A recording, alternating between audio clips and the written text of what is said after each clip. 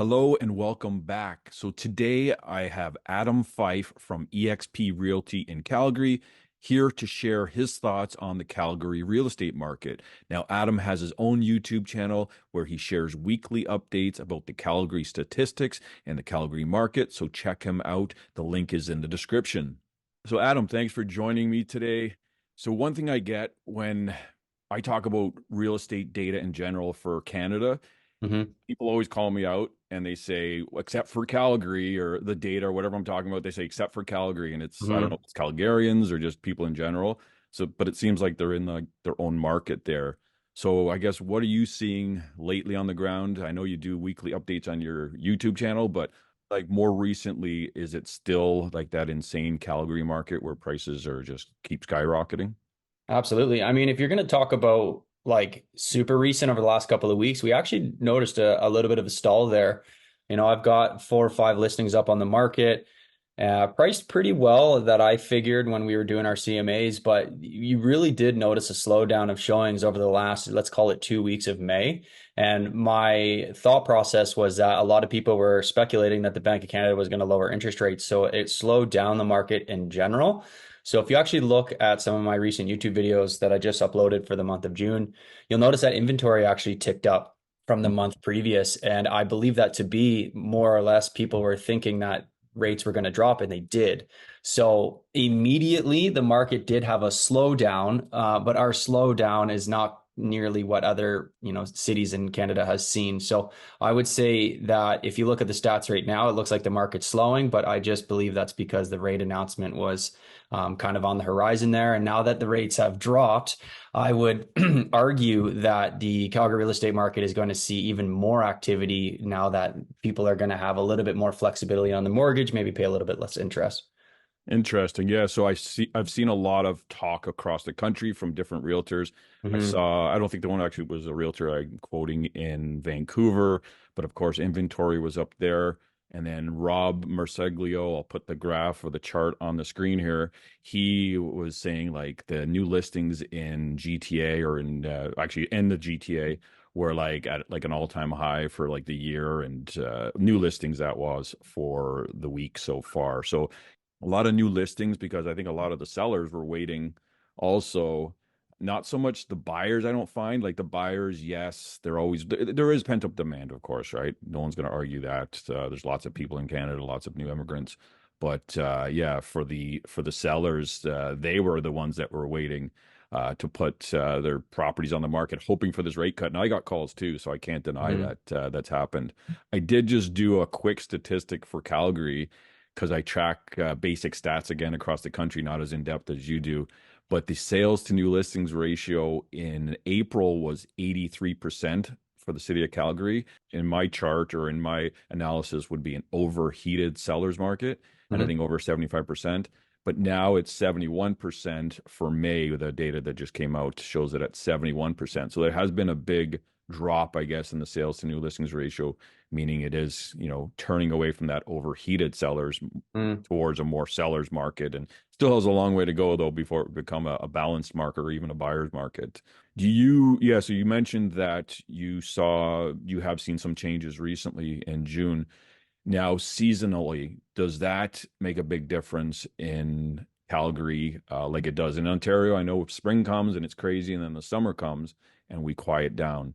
Is that the same Huge. situation in Calgary? Yeah, absolutely. Very weather dependent. I mean, Calgary is the weather just fluctuates so gnarly here. I mean, we can get snow in August, right? It's just insane. Some of the weather patterns that we've had. We can either have a super wet spring where it's just consistently raining every weekend, kind of deterring open houses and whatnot.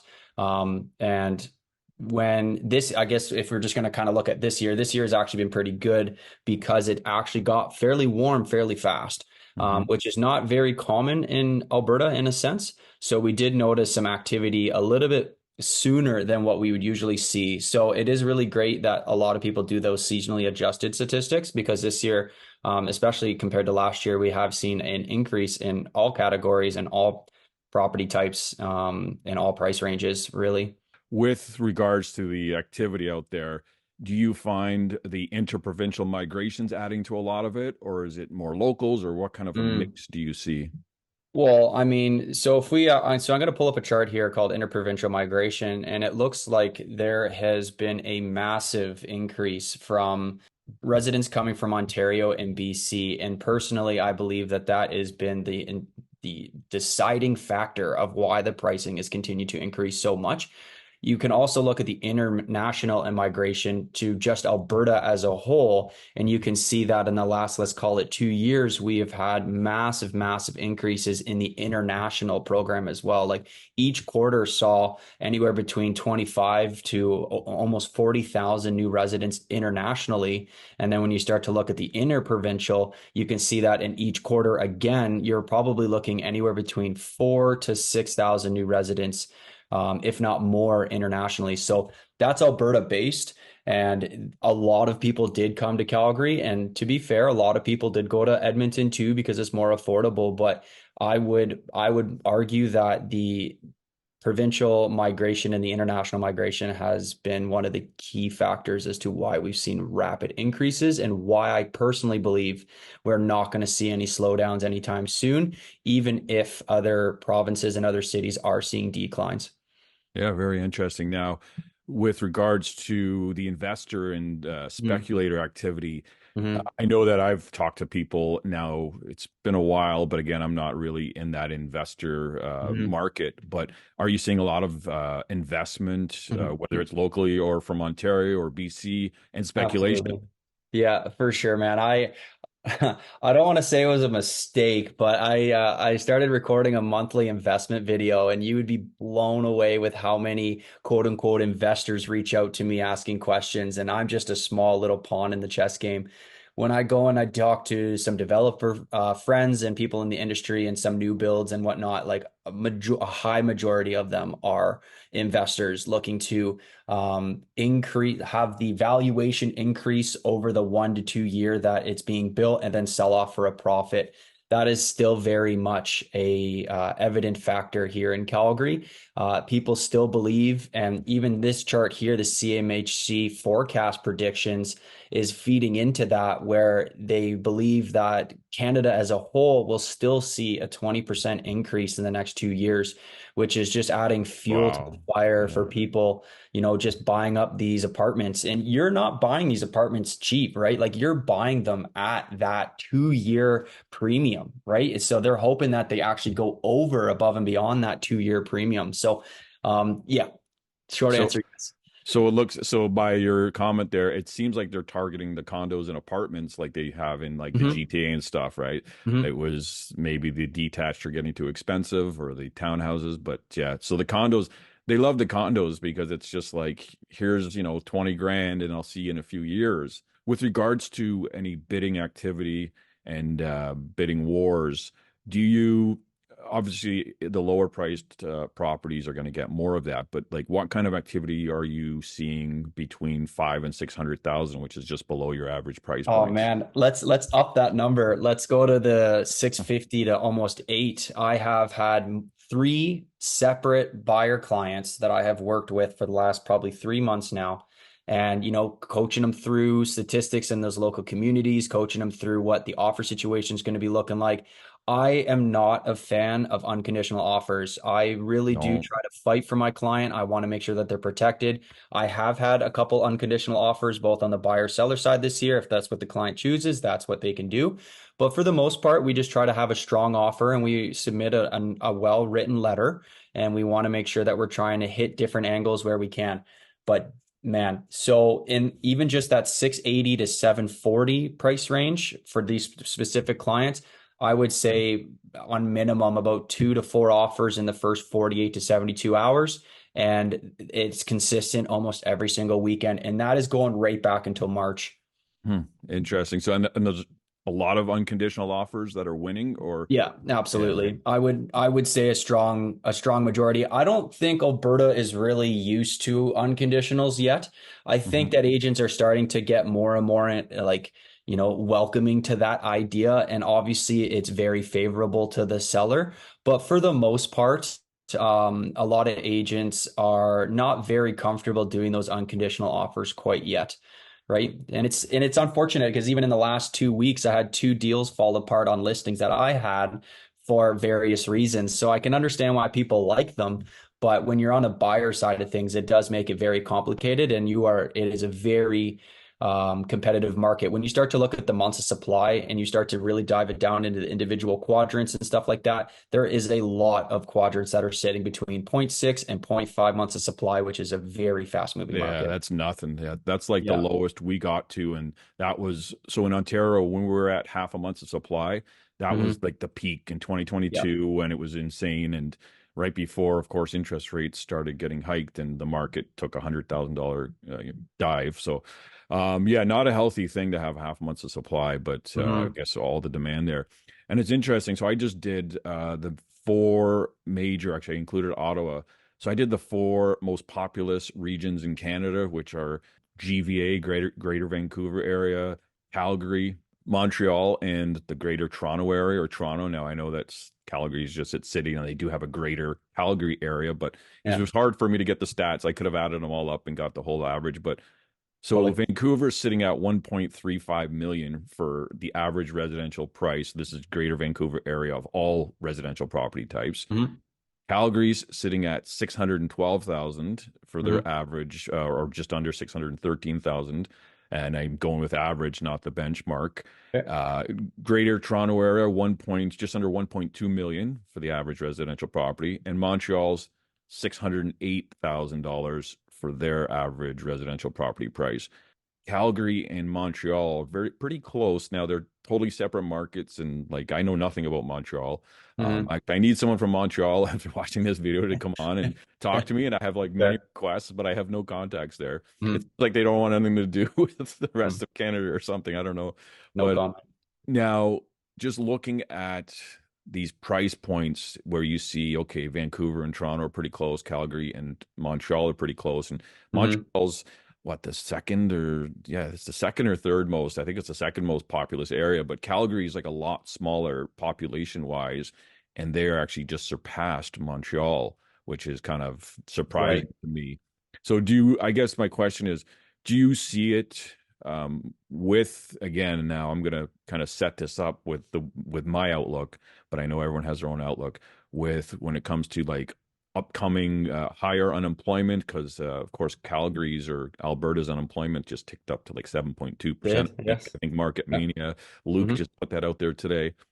So unemployment is rising, and you have all these things. The economy is slowing. That's why they actually cut rates 0.25%, as you can see Hmm. behind me here. I have the chart. Yeah. Um, so do you see this continuing in Calgary? I think you've alluded to that already in this Hmm. video, but yeah, do you see it like getting a lot higher or just Hmm. maintaining somewhat? I know it's a hard question to answer, but Of course. I just want to bring up too, like you brought up the averages, and I think the averages are fantastic, but we do need to remember too, like the averages when you look at Toronto, Vancouver, right? Like everything's so more like so expensive. When you look at the single family home average in Calgary, it's 822, which is Mhm. high. But then you look at the average for the apartments in Calgary, it's only 350, right? Yeah. So you really drive that average down. So when I try to walk people through different stats, I really do want to try and walk them through the various meanings behind it all because the average apartment, and that's one of the reasons why Calgary is so attractive right now, is they look at Toronto, they look at Vancouver, and you're looking at apartments for like 800,000 for like a Yeah, one Vancouver's two bed, 800, over 800 for right? the condo apartments, yeah. So, I mean, you can get a penthouse. I had a good friend of mine buy a penthouse, mountain view for like 680, right? And that's like a 14-foot ceiling, Oh yeah. floor It's to ceiling windows, right? And it took a while to find that property, but I mean, they're out there, right? So, I mean, you can get a beautiful, gorgeous condo. The condo fees are disgusting. I would never want to personally pay them, nope. but you can get a really nice home here in Calgary for that price. But in to kind of answer your question there, I actually brought this chart, unemployment in Alberta, and I agree with you. You can see here that the unemployment rate has ticked up above 7%. So I would imagine it's just cause and effect, right? You have all these people moving here. The Alberta economy is strong. I do. It's very controversial, but I think what our provincial government has done, not perfect, but done well, in Hmm. certain areas. And we're, seeing some growth in some industries, which is fantastic. Oil and gas is ticking back up, but it is just not nearly enough to keep up with the amount of people moving here. So I think it's just naturally going to increase as we see a population increase. And I would imagine as well that we're probably going to see an exodus at some point, people leaving Canada, especially when you start to talk to students. Actually, funny enough, one of the clients that you referred me is a professor, and he speaks to students, and he actually had a really good conversation with a lot of these people that come to Canada. They get the cheaper education, but they have absolutely zero plans to stay here. So you Hmm. see a lot of the younger generation coming here, and obviously rents are very expensive, but they're going to just move out. And I would imagine you're going to see a lot of international families exit Canada, depending on what happens over the next couple of years when it comes to elections and different things like that. One thing I do hear about Calgary quickly is when we talk about it and talk about the deals that you can get there compared to these other major cities. And again, we're Hmm. comparing major cities to major cities, which people have to realize Calgary is a major city, Hmm. and those price points, 350 grand, is a great deal in a major city right now. Yeah. But they always talk about the weather when Mm, until the winter fair comes. enough. Is Yeah. is it that bad or? No, I would say it's not that bad. And the reason I say it's not that bad because it's dry. The one thing, it does take your body a little bit to adjust to a drier climate, especially coming from Vancouver or Ontario or Toronto, is that we have a very dry sense of air. It does crack your lips pretty quickly, but the cold is not as cold when you can layer up comfortably and you can bear that cold. Hmm. I would argue that I would much prefer a really pretty snowfall and then it sit there for a little bit with some nice sunny days. You can deal with the snow, but it doesn't turn into slush as much as it does in Ontario. And in Vancouver, truthfully, from my understanding, it just stays cloudy for like 6 months a year.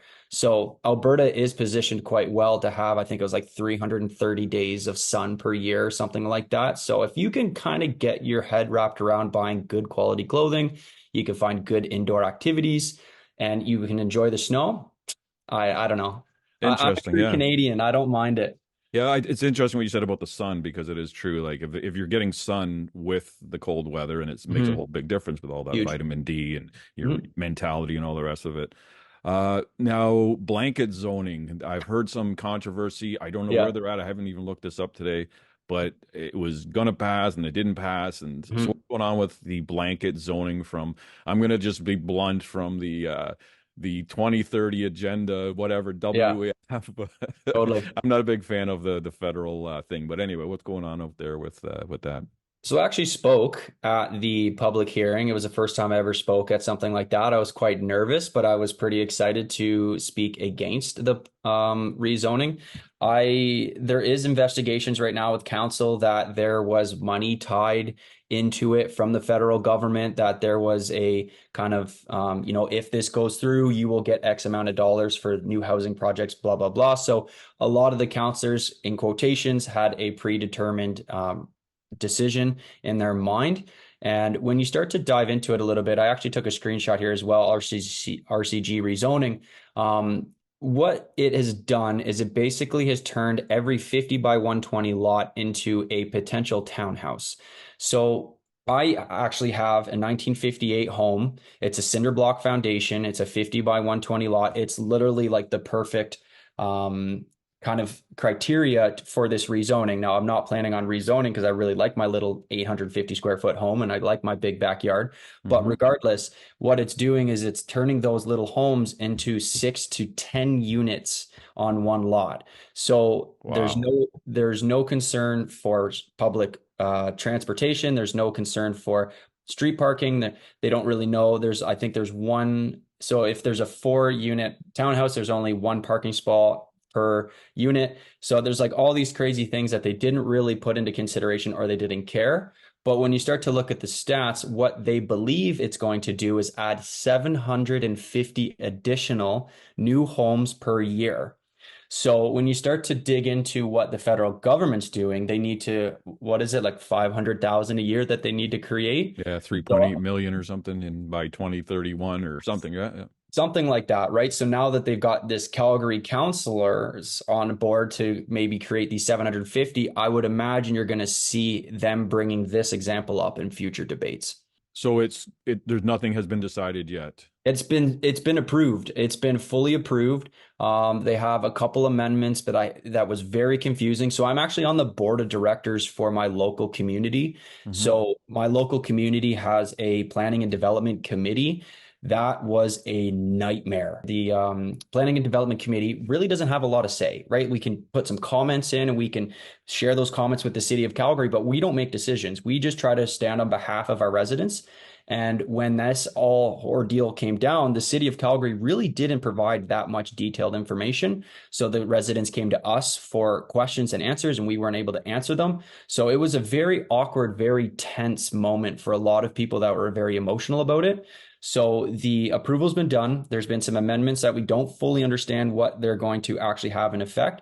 And the actual effective date is August 2nd, meaning that there is no more rezoning requirement. They basically just submit a development permit with plans, and then the city will either change up those plans or approve those plans, and they can just start working. So, Yeah, it's yeah, it's so my issue with all that is it's kind of like, well, people bought these homes because they wanted a single, family detached, wherever the of case course. may be. And Mhm.